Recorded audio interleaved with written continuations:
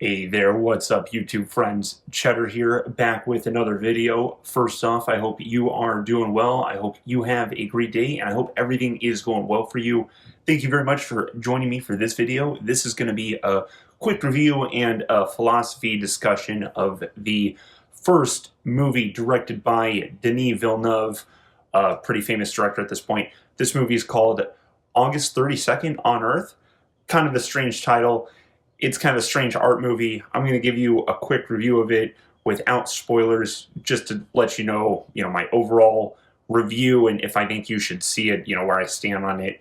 And then I'll go into the philosophy discussion, just so you know kind of my whole approach here. I'm going to go through all the Denis Villeneuve movies. He's most notably known as the director of the recent Dune movies, so he has some fame for that. So I'm going to go through his whole filmography. I looked it up before. It's maybe 13 movies or so.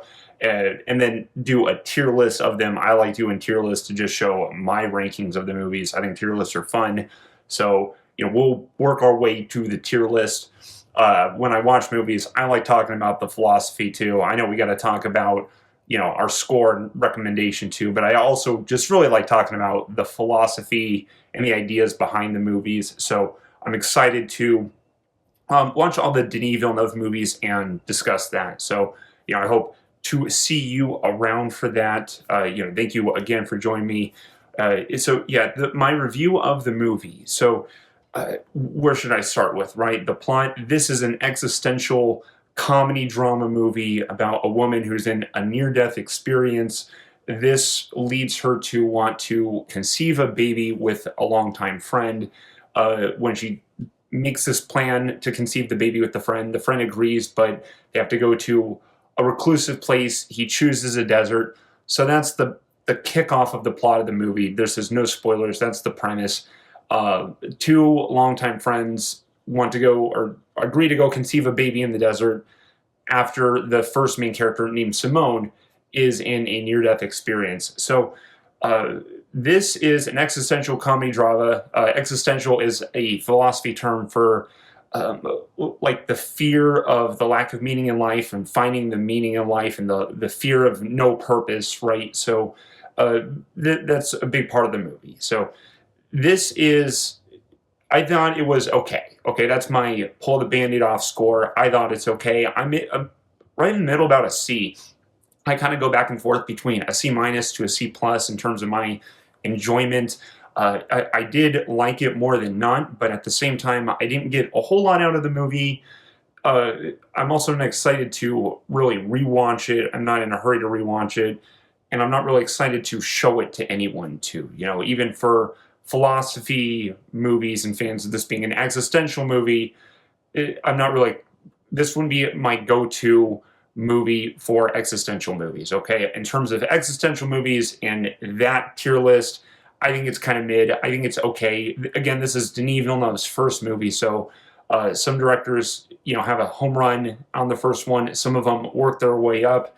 With this one, it looks like Denis, the acting in the movie and the directing are, I think, really the best parts. My issue with it is mostly the story. I don't think the story really builds up the ideas as best as the movie wants to, okay? Some circumstances that happen in the movie, usually in an existential movie, the characters should make choices and you should see the consequences of that, or you should see, I want to say, random mishappenings happen to the characters, and then they question the purpose. It makes them question their whole plan and, meaning of life.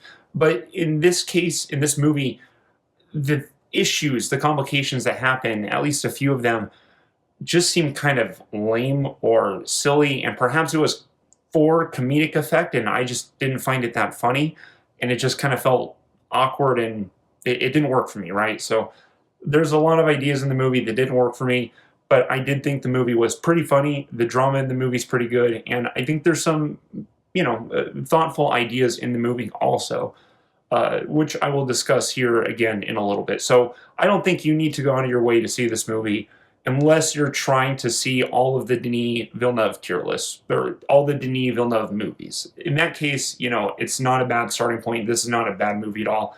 I just think it's okay. So that's my review of the movie.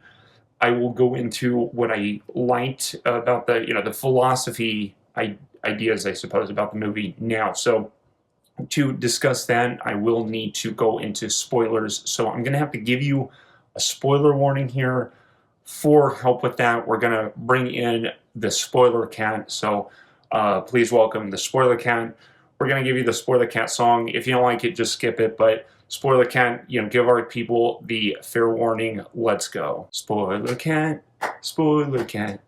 watch out for the spoiler cat. Let's go. Spoiler cat, here come the spoilers. All right, now that Spoiler Cat has warned you, you have been warned, we'll go into the spoilers, right? So I hope if you only stick around at this point, if you don't mind the spoilers. Again, I don't think you're missing a whole lot to stick around. But if you want to see the movie, go check it out. So this movie, as I titled the title of the movie, I think it's about facing death. I think it's about just coming to terms with your mortality and really death and finding purpose in that. Because what happens in the very beginning is there's a near-death experience, of course. This leads the main character, Simone, to want to, she doesn't find purpose in her life, right? She says, I need to have a baby before I die. She needs to do this. It's like a goal in her. And so to accomplish this goal, she calls her friend, Philip, and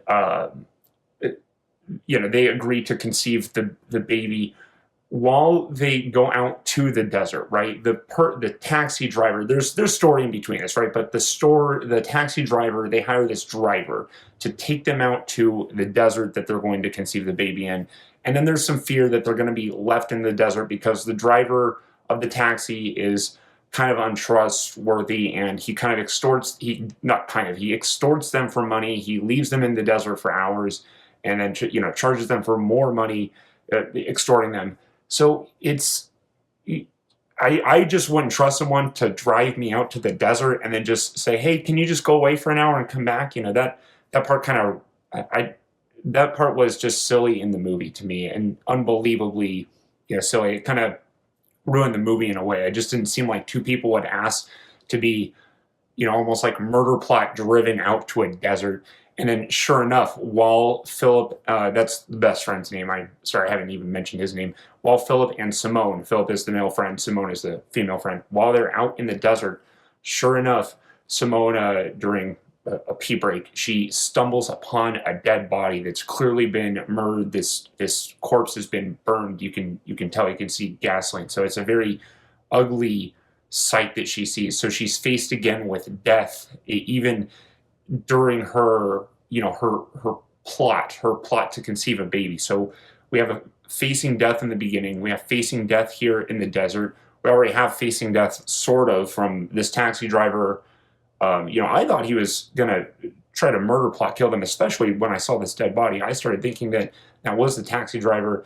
From there, though, the taxi driver exits the story, and it would have been, I think, you could have brought him back in some way. I may have liked that a bit more. It was just kind of weird because that just goes away. Sorry, my cat wants me here. I've been giving her attention, I promise, but you may hear some meowing. So, Rosie, baby, I'll be right there, okay? Hold on. Oh, yeah, the things we do for love, right? So, anyway, getting back on track. So, Simone faces the corpse. She shows it to Philip. They end up walking back to town, luckily, so they're safe. They're in town. But, how do I say? I'm trying not to tell you just the whole plot. I don't like reading off the plot. Their face, it's just funny enough because it shows our plans don't always work to the best of our abilities, because even after they get through all of the trials and tribulations, they finally get to a hotel room, and then just through their own emotions and insecurities and doubts, they can't basically make love to conceive the baby, and they kind of part ways. And then in a very last moment, Philip says, he's coming back to see her, so he's running to her, and then these thugs beat him into a coma. Now Philip is knocked into a coma, and Simone is left without Philip, so her friend, to conceive a baby. And she says in the beginning that she could find someone else, but she wants Philip. And then when Philip's in the hospital in the coma, there's a nurse who says she doesn't believe he'll ever wake up. So, here we have Simone again facing pretty much death. And I'm not going to tell you everything about this ending because there is some additional information I'll just leave out. It's kind of I thought it was a strange ending. But in this final phase of death, Simone realizes that where she's finding purpose is through her friend, Philip. And so how I just read this movie is that death finds itself in the best of our plans, in like the most miraculous of our plans. Death works itself into just into our lives, and sometimes it's constant. For some people, it's dreadfully constant. Just unfortunately so. In this case, it was kind of like that for Simone. So I think this movie is about facing death and trying to make sense of, I want to say, make sense of the sense of purpose you're feeling. At the beginning, Simone felt that she needed to conceive a baby. That's what she needs to do before she dies. Then at the end, I mean, it gets strange at the end, and I don't even know if I should talk to you about it, okay? Because it's a little weird, but maybe I can have a session. I'm just not going to talk about it, okay? You got to check it out if you want to. I'll save I won't spoil the good stuff, but she realizes that she finds her purpose with Philip, not with anyone else. That was how I read it, and so.